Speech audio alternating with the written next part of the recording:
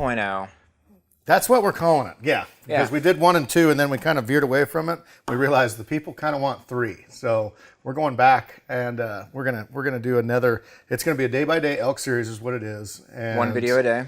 1 video a day. Yeah, that's a lot of work. Yeah, we hired. They're gonna hold you to it. Yeah, I know. We hired a couple more editors, so I think Cody and I, we may or may not get some sleep this next before Christmas. But you guys were slumped over your computers for the whole month of October last year. A lot. Yeah, for the last 3 years. It's been crazy. Yeah. So how many states you guys hitting? I'm told, I don't know. I thought it was 4 this morning, but on the way up here, someone told me we're doing 6. So 6? Yeah, so 6 Throw a different couple states. more. Just put a couple more in there. If you want to have a state, we can do another state. It doesn't matter to me. It doesn't matter to me. You kicking it off at Oregon again? In Oregon again? Or? We will. Yeah, we will. We'll kick it off in Oregon. I'll be here in Oregon as well as Steve and Trevor, and then Cody. He'll take off to Wyoming right off the bat, and then I'll go to Colorado after that, and then we'll all meet up in New Mexico. Then we'll hit Montana, and the long haul. Long haul. That's gonna be so much fun. Though. It's a long month. It's a long month. Yeah. The biggest thing is the away from family. You know, just being away from home the whole time that's tough. It's totally brutal. It's brutal, but. That's awesome. Beats cutting timber too, though. It does. That was kind of one of my old. I cut trees for 18 years, so that's why this whole thing, as far as sharpening, I mean, we have to sharpen our saws every single day, and I carry like 2 chains a day. So every single day after work, I'd come back home and grind chains, right? So sharp tools it makes a world of difference. And 2, like with Born and Raised, meat care is one of my utmost. Things that I really take a lot of pride in our meat care that we have, and it starts with a sharp knife. Honestly, all that starts with a sharp knife, and anyway, and so we'll go through some stuff here. I'm sure stuff you're going to probably teach me, and then I'll show you how I do it, and I'll probably learn some more. But well, let's get into that. So what we're going to do is we're going to just go through and sharpen both your Benchmade altitude, your meat dedicated knife for in the field harvesting the game or getting that game from the kill site to hanging back in camp, and we'll also sharpen up your EDC, basically the camp knife, right? Yeah. So I'll keep this in my pocket all the time, and anyway, and I wear this around my neck, is what I've done in the past, and good old neck knife. It's just nice to have it there, and it's never actually. I've even slept with it every single night, so I've never had it come out and kill me yet. So that's a good thing too. But that's usually just for meat care, and then like you said, the EDC is for cutting rope, and I like to whittle. I'm a whittler. Yeah, okay? spoons I've done a camp spoon. Yeah, I have done a aspen spoon before. Yeah. Okay. This year I've got a little secret. Okay. I haven't showed anybody, but yeah, it's gonna be a whittler's. Maybe I'll give it away at the end or something like that. But that'd be cool. It's amazing when back in the day, quite a while ago now, but I never ever used to carry a pocket knife. Never. Grandpa would, my uncles and stuff would, and everything, and I just never carried one until I was like, oh yeah, okay. I started carrying one. Now, if you don't have it on you, oh my gosh, yep. You're naked. It's almost like your hat, almost. Yep. So the first and most important thing that I would say for sharpening a knife at home, pre-season, before you go out, whether it's a weekend trip or whether it's a month long, is to sharpen at an angle that you know that you can maintain in the field. If you're using like a work sharp system, you guys, this is actually your sharpener. Yeah. And BornandRaisedOutdoors.com. just throwing that out Find there. Him just there. throwing that. I was just. We'll cut that, Steven. Yeah, we're gonna cut that. Just kidding. These are set at 20 degrees on the ceramic. Same thing on the field sharpener, 20 degrees, and you've got that 20-degree guide there for the diamond as well. So if you got 20 degrees there, that means you want to set 20 degrees on your home sharpener. Yep. This is basically what you use. This is what I use. Yep. Yeah. We're gonna set. Just put that at 20 degrees. Perfect. Ready to go there. Let's actually see the altitude. You said it was pretty sharp still? I think it's pretty decent, but just give it a once over. I'm going to see where we're at here.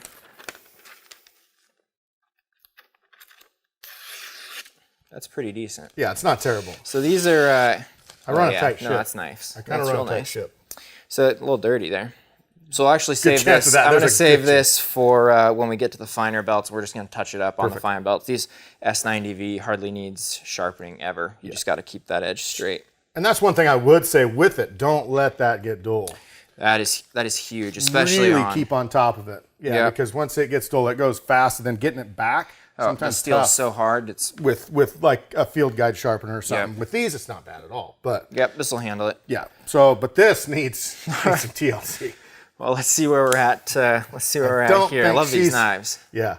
Osborne. That's that. Oh, I don't know the number, but it's the -1. The carbon fiber. This is S92. Yeah, that one's. Yeah. Yeah, it is. Yeah, they got you hooked up. Yeah, I think, she's not good. I think. Oh. All right. That's not bad. Still not good. All right. It's still not good. Well, I'm gonna skip this real coarse belt, and we're gonna jump to something a little finer, just because I want to make sure we don't have to take off any more material than we need to. And I think that is definitely something to be said too. Like, you can touch up a knife, and you don't have to take a bunch of material off. Yeah, we don't have to go too far. So this is X4 belt. It's the second most fine belt that we have, and we're just going to use it to remove a tiny bit of material. I swear I know what I'm doing here. No, I have trouble sometimes with the same deal. There we go. So one thing I was going to ask you about is speed, like speed of the sharpener. Because you can go anywhere from just barely to just winding on it. Yep. What do you find that's like best speed? I usually go like 3/4, something like that. Yeah, I wouldn't put it all the way up. I mean, you're in the right range. Usually I'm going to go somewhere, especially if you've got harder knives, a little more speed's not going to hurt anything. Harder steel on the knife. Gotcha. But I'm usually medium, like 50%, sometimes a little lower actually. Oh, really? So yeah, I'm usually medium low speed. Okay. The belt will do the work just fine without a ton of power, but you're not doing any damage by going a little faster. Gotcha. One of the next most important steps, and this is really just we've got it on the board so we don't forget, an abrasive hack. Yeah. So I'm going to run this knife through on the X4, and then I'm going to switch and I'm going to run the altitude on the same belt. Okay. And then I'm going to go change belts down to this this purple belt, this super fine belt. The leather strop, pretty much. Basically a leather strop. Yeah, it's like 6,000 grit. I'll show you how to use it, and then maybe I'll let you sharpen your altitude. You can show me what you're doing. I can figure something out. I'll try. Got a little practice. I'll try. Place the knife in the guide. The machine's off. I'm not going to push down too hard on the belt. It's just kind of setting in there. Resting. Yep, I'm careful of this thumb stud. I don't want to be touching that thumb stud to the belt because I don't want to grind that off for you. Gotcha. If you need to take that off, you can use a little Torx bit, and you can actually pull those to off. Sharpen them. Yeah, I got you. Yeah, okay, but I've never done that. You probably don't need to. Yeah. But you can kind of like get it angled in there. Okay. So that you don't have to touch that. Okay. So we'll set it in there, rest in the guide, power on, pull through, and I'm going to stop with the tip on the middle of the belt. This is one thing that I've learned from watching you guys in the past is a lot of people, they'll just pull all the way through, but you're taking twice the material, right? Well, and actually what the deal is with the tip is because these belts are flexible. Right. It'll round over twice the material off the tip. Yes. Yeah. Yes, definitely. Yep. And so you end up with a little bit of a dulled tip, Gotcha. which is definitely you can't have that in the field. Not good. Your knife's, half as good. Right. And so that's what we're going to do here. Okay.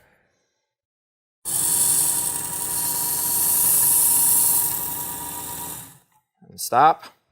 It's pretty light. And I'm actually gonna alternate sides because it was already real sharp. So now if it wasn't sharp, you would not alternate sides. I would probably sharpen 5 strokes on one side and then see if I had a burr. Mm-hmm. Yeah, if it was real dull. Right. But yeah, it might be 3 or something that I can keep track of. So maybe 3 or 5 strokes on one side and then check to see if I've got a burr. And then 3 to 5 strokes, or the same number of strokes on the other side, make sure I've got a burr, and then I would then move on to my next knife or change the belt. Okay.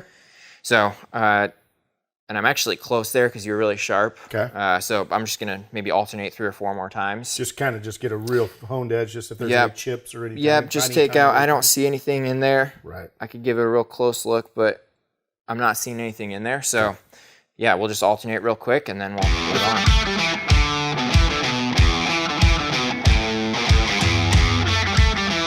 Yeah, why don't you sharpen the altitude up unless you want me to give it a go. And doesn't matter to me, whatever you want me to do. So the last, we wrote it up there, but use proper technique is the last point on here, and I just mentioned that real quick. Place the knife in the guide, power on, pull through, stop with the tip on the belt.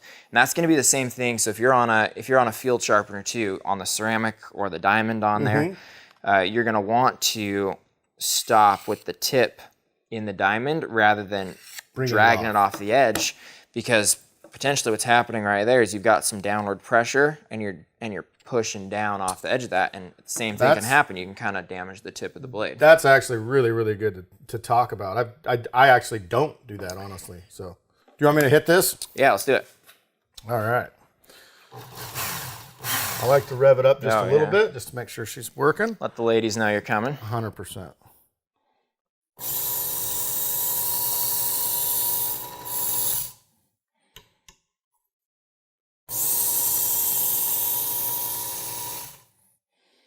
So I'm doing the light. Usually, normally I would do a little bit faster, but I see what you're saying about the slower, the kind of a medium, medium slow.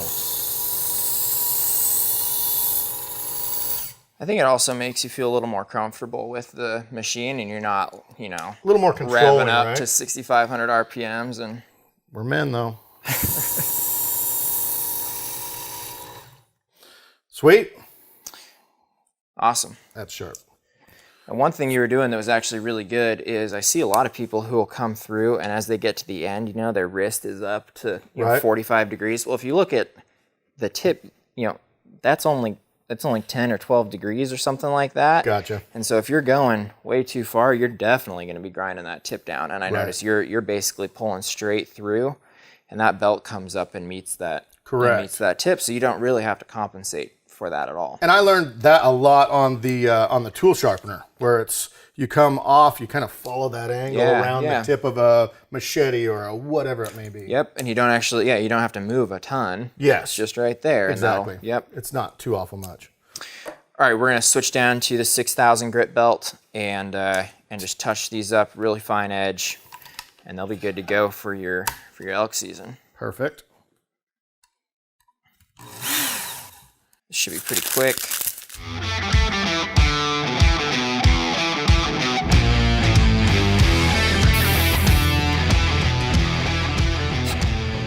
Yeah, that feels real nice.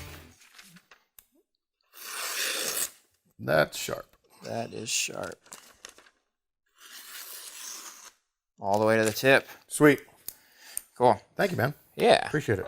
Get this one going. Go ahead. And we'll send you on your way. 100%. I could kill something in the parking lot.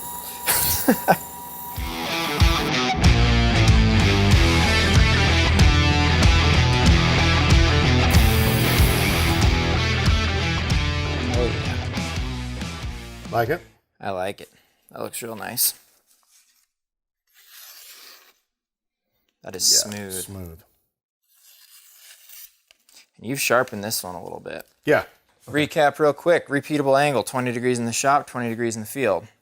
Just to save you some time, if your knives are dull, put on that coarse abrasive and run all your knives through. Switch it down, run all your knives through, just save some time. Yeah. And you're not breaking up your process, so you get real good at a consistent stroke. And then use the proper technique. Make sure you maintain the tip by stopping on the middle of the belt or on the middle of your diamond abrasive or whatever you're using in the field. Place the knife in the guide. The reason we do that and that we don't just run the power the whole time is because as you're sliding the knife in there, you would have some grinding happening as you're placing the knife in the guide, and so you can develop a little bit of a swale in the back here. Gotcha. You don't want that. You want to preserve the original geometry. Gotcha.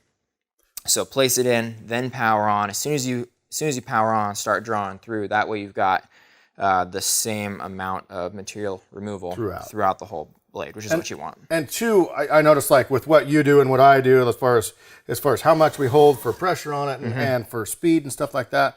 Where I started, is my wife. The whole kitchen drawer is full of old, knives. So I mean, the practice and practice and practice. Yeah, don't just break it out right before hunting season and be like, I need my hunting knife sharp.